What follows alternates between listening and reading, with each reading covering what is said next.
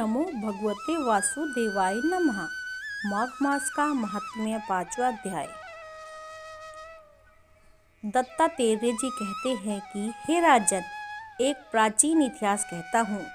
भृगुवंश में ऋषिका नाम की एक ब्राह्मणी थी जो बाल्यकाल में ही विधवा हो गई थी। वह रेवा नदी के किनारे विंध्याचल पर्वत के नीचे तपस्या करने लगी।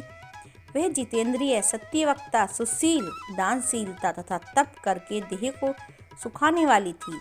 वह अग्नि में आहुति देकर उच्च वृत्ति द्वारा छठे काल में भोजन करती थी। वह वलकल धारण करती थी और संतोष से अपना जीवन व्यतीत करती थी। उसने रेवा और कपिल नदी के संगम में 60 वर्ष तक माघ स्नान किया और फिर वहीं पर मृत्यु को प्राप्त हो गई।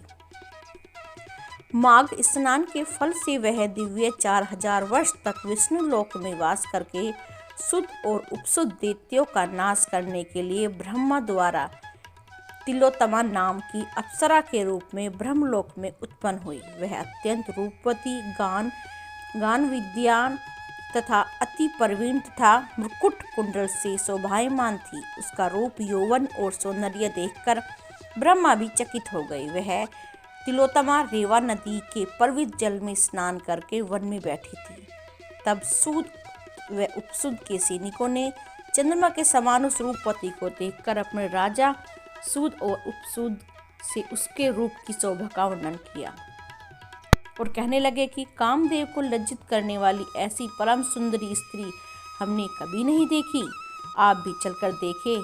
तब वह दोनों मदिरा के पात रखकर वहां पर आए जहाँ पर वह सुंदर नारी बैठी हुई थी और मदिरा का पान विलय होकर काम कीड़ा से पीड़ित हुए और दोनों ही आपस में उस स्त्री रत्न को प्राप्त करने के लिए विवादग्रस्त हुए और फिर आपस में युद्ध करते हुए वहीं समाप्त हो गए।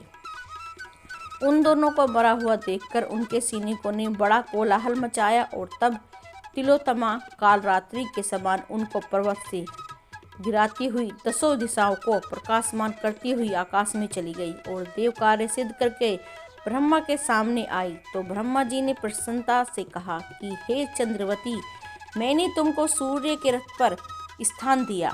जब तक आकाश में सूर्य स्थित है, नाना प्रकार के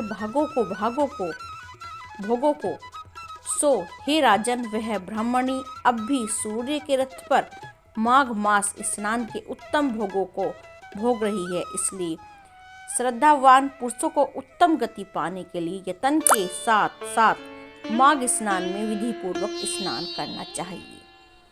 ये था चंद्रावती की कहानी का चौथा अध्याय, जो कि माघ मास का महत्व का चौथा अध्याय था। 5वां अध्याय हमारा अगली वीडियो में आपको मिलेगा। तब तक के लिए श्री वासुदेवाय नमः।